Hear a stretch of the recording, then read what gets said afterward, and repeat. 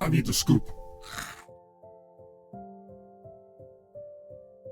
A work-from-home professional locks her office door during a client call, sparking family outrage that exposes decades of boundary violations. We're diving into a Reddit story that perfectly captures the struggle of setting limits with entitled relatives who refuse to respect basic workplace boundaries. Get ready for a tale of professional dignity, family drama, and a shocking Disney World abandonment story that proves some people never learn.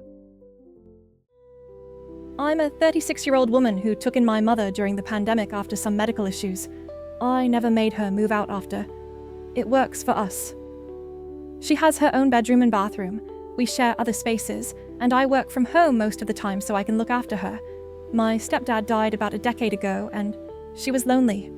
It made sense for us. As I mentioned, I work from home most of the time, and a lot of times I'm in some kind of Teams meeting or call. Yes, even those that could be emails, but that's not important. So I don't really have time for chit-chat during office hours. My mum's sister, my aunt, tends to drop by unannounced to visit with my mum, which I don't really mind, but she has a tendency to step into my office without knocking while I'm working and start talking to me about her neighbor's sister's kid who did this or that.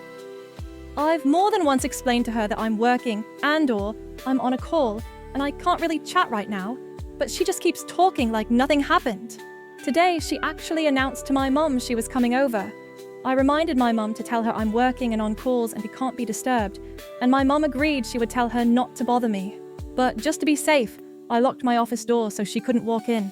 Despite my mum telling her, she came upstairs and tried to open the door. When it didn't open, she started knocking and calling out, "Hello, it's me, open up." I didn't respond at first as I was on a call with a client, but she kept banging on the door so loudly I ended up having to put the client on hold.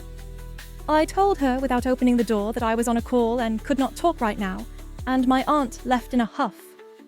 Now she's bombarding my mom with texts about how rude I was for locking myself in my office knowing I was having company. So am I in the wrong?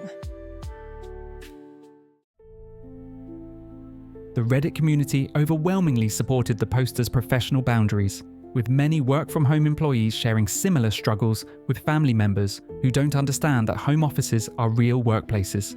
The poster and her mother discussed the situation over dinner, reaching a united front about future visits. The aunt's reaction to their new boundaries would reveal just how deep her entitlement truly ran. After I finished my workday, I took my mom out for dinner and we discussed the matter. She hadn't responded to any of her sister's texts, my aunt's texts, because she is fully on my side. I know people are asking why my mum didn't stop her. My mum isn't very mobile anymore, and my aunt simply got up from her seat and took off upstairs despite my mum's warning. We discussed it over dinner, and we agreed that my aunt simply is no longer welcome during office hours, since it's the only way to stop this behavior. Either she can pick up my mum to go to a coffee shop and talk, come after office hours, or come over on the one day I work in office. My aunt seems pretty upset about it, calling their brother, my uncle, to complain also. But he texted me earlier saying he told her how wrong she was, and apparently her husband had also told her she was wrong. So now she's currently stomping her feet at home because everybody is saying she's wrong. Delightful woman she is. Remind me to one day post the story about her Disneyland trip. Anyways, in summary, Mom and I decided she's no longer welcome at my house during office hours. As the aunt threw tantrums and recruited family members to fight her battles, the poster casually mentioned a Disney World story that had Reddit users demanding details. What started as a simple reference would unfold into a 20-year-old tale of abandonment so shocking it made the office incident look like a minor inconvenience. The story that followed would prove this aunt's pattern of selfish behavior ran much deeper than anyone imagined. This is the condensed version of the Disneyland story. My aunt has twin boys, and for their birthday she booked a trip to take them and one of their friends out to Disneyland. The friend ended up cancelling last minute and told me if I paid the friend's share I could go. Reasonable enough, I figured why not. I was 16 at the time. This story is like 20 years old. I'm European, so this is Disneyland Paris I'm talking about. And I'm not from France, so this is an international trip, which becomes important later. My cousins are maybe 10-ish at this point. So, anyway, We're in the parks, and she has been a menace all trip already, but I'm dealing with it. It's the last day, about 5 hours before we have to take our train back home. International traveling train with customs and everything, like a plane would be, only with less boarding time. One of my cousins wants to go on the rock and roll roller coaster. The other one doesn't. The line is like 5 minutes or less, so my aunt tells me to go with him, and she'll wait at the exit with our bags. So I leave my bag containing my phone, my ID, my money, everything, in her care. 10 minutes later, me and my cousin get out of the ride, and she is gone. So I start looking around, cannot find her. After half an hour of waiting, maybe they went to the bathroom or something. Still nothing. We go check the bathrooms, neighbouring rides, the works. No aunt. I have no phone on me to call her, and with us having to leave for the train in 4 hours, I get nervous. I'm a 16-year-old with a 10-year-old at my hand, and no money, no ID, no phone, nothing. So I decide to go to the lost kids department and explain my situation. They end up calling her through the park's intercom. Another hour goes by. No aunt. I remember my dad's phone number back home, so I use Disney's landline to call him. He tries calling her cell phone, my cell phone.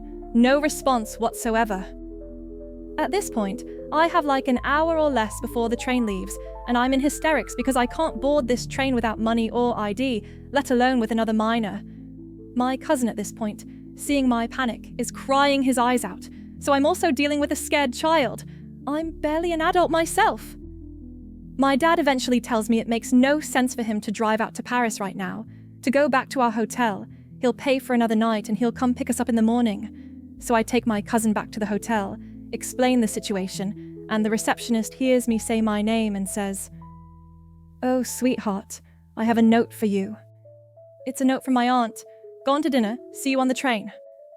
At this point, I have half an hour to run to the station, hoping we'll still get through customs where she's supposed to be waiting. I make it with 15 minutes to spare. I'm out of breath and absolutely fuming. We end up making it through customs, God only knows how, and manage to get on the train literally as the doors close on us.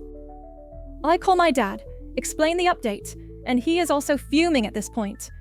To which my aunt turns to me and goes, "I don't know why you're so mad. I left a note at the hotel," and hands me a freaking dinner roll saying, "I brought you something to eat." I took my stuff, went to the dining car with my cousin, who she also almost abandoned, and gave him the biggest slice of chocolate cake my budget could buy, and never came back to our seats to talk to her. My dad knows me pretty well.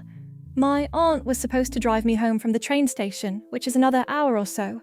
My dad decided, after hearing that I made it onto the train, and hearing what had happened, it was safer for the lives of everybody involved to make the trip to the train station and pick me up himself, and not lock me into a car with her for another hour. Sometimes the most entitled people reveal their true nature when they can't get their way. And this aunt's pattern of disrespectful behaviour speaks volumes about character. Share your thoughts on setting boundaries with difficult family members in the comments below, and subscribe for more stories about standing your ground when others won't respect your limits. Check out our other videos exploring workplace boundaries and family dynamics for more relatable content.